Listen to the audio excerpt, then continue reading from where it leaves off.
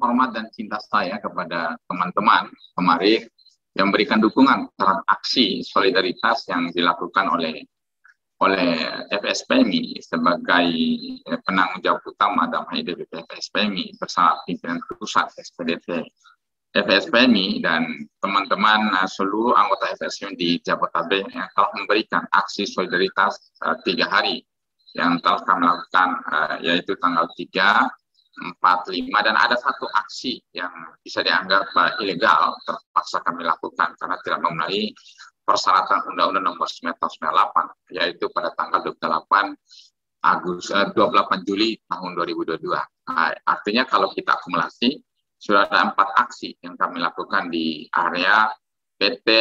Aerotrans Service Indonesia yang bertepatan di kabupaten, yaitu bertepatan di area Polsek Benda di Kabupaten Tarantana. Ada 4 aksi. Terhadap upaya yang kami lakukan ini, sampai dengan hari ini, belum ada tindakan serius yang dilakukan oleh pemerintah, baik Menko BUMN, kemudian PT Garuda Indonesia sebagai induk daripada perusahaan PT Aerotrans, apalagi jajaran direksi dan manajemen PT Aerotrans Service Indonesia tidak memberikan respon positif terhadap upaya-upaya yang dilakukan oleh kami, dalam hal ini adalah pimpinan pusat dan DPP Federasi Pekerja Metal Indonesia. Merespon hal itu, maka insya Allah kami akan melakukan langkah-langkah lebih lanjut terhadap permasalahan yang dihadapi oleh kawan-kawan ini. Yang pertama adalah kaitan dengan tuntutannya, insya Allah tuntutannya terus kita akan gaungkan terus sampai apa yang menjadi tuntutan kawan-kawan ini terpenuhi oleh pemerintah sebagai stakeholdernya, terutama sebagai penanggung jawab utama, karena ini adalah permasalahan di badan usaha milik negara yang notabene menjadi tanggung jawab pemerintah, di menteri teknisnya dan Menko BUMN, kemudian induk perusahaannya PT Garuda Indonesia, dan penanggung jawabnya subjek yang kita gugat itu adalah PT Aerotrans Service Indonesia. Adapun gugatannya itu yang pertama adalah kami ingin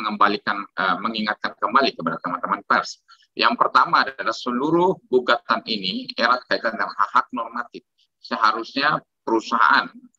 pelat merah, badan usaha milik negara tidak boleh melakukan pelanggaran terhadap hak-hak normatif yang harusnya wajib dibayarkan oleh perusahaan, dan perusahaan BUMN harus memberikan contoh sebenarnya agar hal-hal yang sifat normatif harus dilaksanakan oleh kepada siapapun yang berusaha Indonesia, apalagi ini perusahaan BUMN. Yang pertama adalah mengingatkan kembali. Yang pertama adalah kami minta kepada Menko BUMN untuk menegur tentunya badan usaha milik negara, dalam hal ini telah PT Garuda sebagai perusahaan, kemudian menegur kepada dan memerintahkan kepada PT Aerotrans. Yang pertama adalah agar membayarkan upah pekerja yang telah di WFH dari bulan Maret tahun 2020 sampai dengan saat ini. Itu yang pertama. Yang kedua adalah kami minta kepada dalam hal ini Menko BUMN untuk memerintahkan pada induk perusahaan PT Garuda Indonesia Tbk dan juga PT Aerotrans Service Indonesia untuk membayarkan THR para pekerja sejak bulan Maret tahun 2020 sampai dengan tahun 2022 ini yang tidak dibayarkan. Padahal amanat konstitusi tidak ada alasan bagi pengusaha manapun di Indonesia ketika WFH diberlakukan oleh karena kita pada waktu menghadapi pandemi COVID-19, maka hak-hak para pekerja harus dibayarkan, kecuali ya, dalam ketentuan peraturan perundang berlaku termasuk surat edaran Kementerian Tenaga Kerja, manakala para pekerja di WFH, kemudian manakala para pekerja dirumahkan, maka yang tidak dibayarkan oleh pengusaha itu adalah hanya tunjangan tidak tetap yang kaitannya diperhitungkan berdasarkan kehadiran, hanya tunjangan tidak tetap. Maka dalam konteks itu upah para pekerja harus dibayarkan, termasuk THR para pekerja harus dibayarkan sebagaimana ketentuan peraturan perundangan yang berlaku di negara Kesatuan Republik Indonesia. Tuntutan kita yang ketiga untuk mengingatkan kembali adalah kami minta kepada pemerintah dalam hal ini adalah Menek BUMN yang mewakili Menek BUMN agar menginstruksikan kepada PT Garuda Indonesia Tbk sebagai induk perusahaan, kemudian memaksa kepada PT Aerotrans Service Indonesia untuk memperkerjakan kembali para pekerja yang telah di WFH sejak bulan Maret 2020. Kita sama-sama tahu, ini menjadi sebuah pertanyaan besar bagi kita. Di mana-mana sekarang pemerintah telah mengeluarkan instruksi. Bahkan WFH sudah tidak ada lagi di Indonesia dari Sabang sampai Merauke. Kenapa? Kenapa sekali lagi PT Aerotrans Service Indonesia sampai dengan hari ini belum mempekerjakan kembali para pekerjanya? Dugaan kami sementara adalah ini adalah sebuah akal bulus, sebuah persekongkolan jahat yang dilakukan oleh jajaran direksi dan manajemen PT Aerotrans agar meniadakan, mengabaikan tanggung jawab mereka untuk melaksanakan, untuk membayar upah para pekerja, kemudian membayar THR para pekerja, bahkan meniadakan hak-hak para pekerja yang melekat pada dirinya sesuai ketentuan peraturan perundangan ketenagakerjaan di negara kita. Sekali lagi, tuntutan kita yang ketiga adalah meminta kepada jajaran direksi dan manajemen PT Aerotrans Service Indonesia untuk kembali mempekerjakan para pekerja sebagaimana yang telah terjadi, yang telah diberlaku di negara kita, bahwa WFH sudah selesai dan kita kembali normal untuk seperti biasa aktivitas kita untuk bekerja kembali di mana para pekerja bekerja sebelum terjadinya WFH akibat pandemi COVID-19. Tuntutan kita yang keempat adalah kami minta berdasarkan peraturan perundang-undangan yang berlaku di negara kita bahwa para pekerja di sektor transportasi menjadi core bisnis tidak diperbolehkan untuk menjadi pekerja kontrak berkepanjangan. Maka untuk itu, tuntutan kita yang keempat adalah kami minta para pekerja yang bekerja puluhan tahun, yang mengabdikan diri sehingga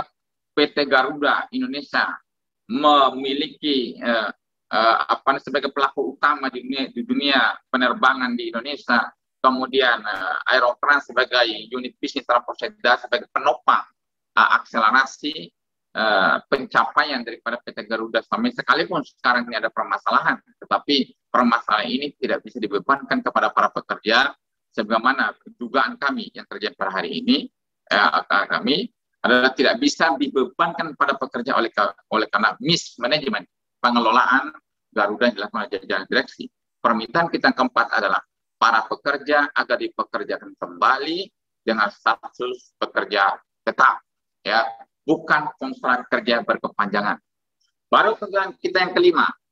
ya, dugaan kuat kami, ya, dugaan kuat kita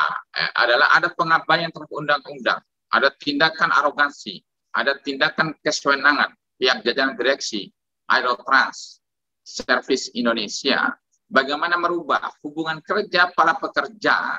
yang sebelumnya hubungan kerjanya ada status hubungan kerja adalah pekerja waktu tertentu atau pekerja waktu tidak tertentu ada pekerja tetap, tiba-tiba berubah tanpa landasan hukum, yang tanpa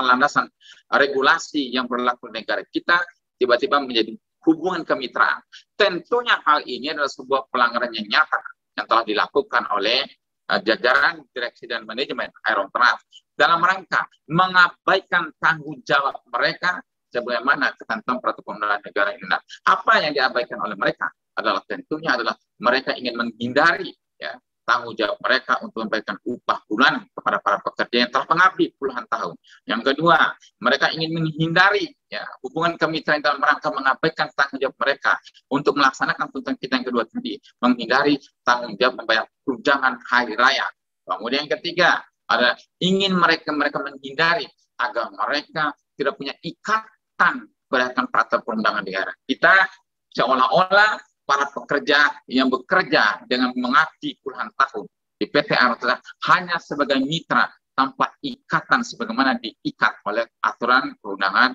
ketenagakerjaan yang berlaku di Indonesia dengan status PKWT ataupun PKWTT. Tentunya Yang berikutnya adalah ini dalam rangka mengabaikan tanggung jawab mereka atas perintah Undang-Undang Dasar tahun 1945, Pancasila, kemudian Undang-Undang Nomor 3 tahun 2003, bahkan Undang-Undang Nomor 11 tahun 2020 atau Undang-Undang Omnibus Law, Undang-Undang Cipta Kerja yang kita tolak sampai dengan hari ini, kemudian undang-undang, bahkan mereka melanggar, mengabaikan Undang-Undang Nomor 40 tahun 2004 tentang sistem jaminan sosial nasional, dan juga mereka mengabaikan perintah daripada Undang-Undang 24 tahun 2011, yaitu inilah yang menjadi tuntutan kita yang terakhir, yaitu tentang mengikutsertakan para pekerjanya menjadi peserta BPJS Ketenagakerjaan dan BPJS Kesehatan. Maka tuntutan kita yang terakhir adalah kami minta kepada Menko BUMN untuk memaksa, menginstruksikan kepada PT Garuda Indonesia Tbk sebagai induk perusahaan, dan tentunya adalah memaksa secara tegas agar PT Jajaran Direksi dan Manajemen PT Elektronik Service Indonesia untuk kembali membayarkan hak jaminan kesehatan para pekerja yang menjadi peserta BPJS Kesehatan dan hak jaminan ketenagakerjaan para pekerja yang melekat di Badan Penyelenggara Jaminan Sosial Ketenagakerjaan. Artinya kami minta kepada jajaran direksi dan manajemen PT Elektronik Indonesia untuk kembali mengaktifkan BPJS Kesehatan dan BPJS Ketenagakerjaan para pekerjanya atas perintah regulasi yang berlaku di Indonesia. Itulah tuntutan kita yang terus kita gaungkan dalam konteks kehidupan berbangsa dan bernegara, dalam konteks hubungan industrial, di mana kami sebagai pimpinan Dewan Pimpinan Pusat Federasi Serikat Pekerja Indonesia, dan yang kebetulan saya adalah Ketua Umum Pimpinan Pusat Serikat Pekerja Dirgantara, Digital dan Transportasi, maka segala upaya telah kami lakukan untuk mengurai masalah ini.